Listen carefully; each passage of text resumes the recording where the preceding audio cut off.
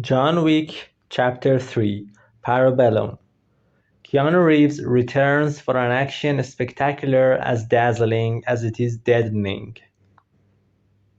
Like both of its predecessors, John Wick Chapter 3 features quite a lot of people being shot in the head.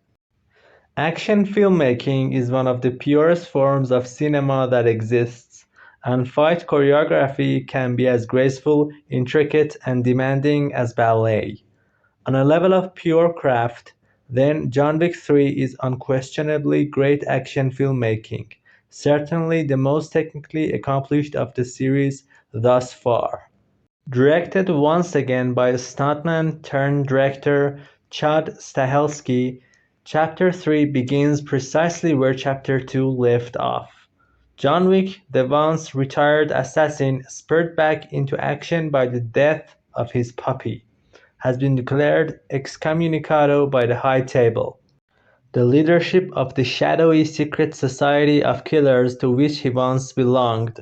As punishment for committing a killing in the Continental Hotel, the assassin world's designated safe space.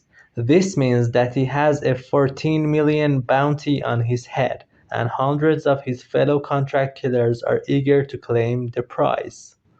The opening fight sequence is by far the best and the most frantic the film has to offer, as Wick scrambles for safety across Manhattan while countless gangs of assassins spill out of the woodwork in pursuit. It's like watching a hyper-caffeinated version of The Warriors played at triple speed. As always, Reeves is a joy to watch, and he flings himself into a series of improvised battles armed with, among other things, a horse, a belt, and a public library book that he thoughtfully returns to the shelf afterward. He escapes the madness long enough to find sanctuary with a high-ranking high-table figure who has was his mentor. Wick calls in a favor, securing safe passage to Morocco, where he hopes to find the mysterious leader of the High Table and offer to atone for his crime. There he has a rendezvous with another character from his past, Sophia, who is reluctantly convinced to accompany Wick into battle. Every single one of the above mentioned actors are allowed to do interestingly idiosyncratic work with their roles. But as usual in the film, it is all about Reeves.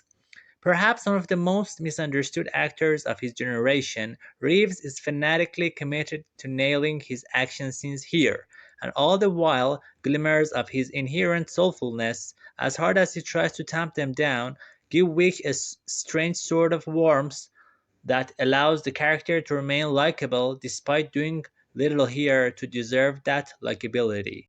One thing John Wick 3 has in its favor is that it is set in a completely immoral world. Everyone here to whom violence is inflicted or by whom it is committed is a hardened killer, and there are no innocent bystanders. But even this is a hard premise to sustain forever. Midway through the film, Wick and his primary antagonist Zero finally come face to face in the middle of Penn Station and rush forward each other with weapons at their ready.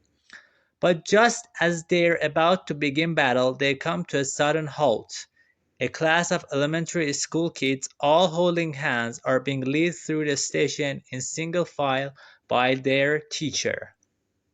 Not too long after this scene, Wick returns to the Continental and makes a request for guns, lots of guns. He is led into the hotel's armory and he spends some quality time inspecting a whole lot of firearms and ammunitions.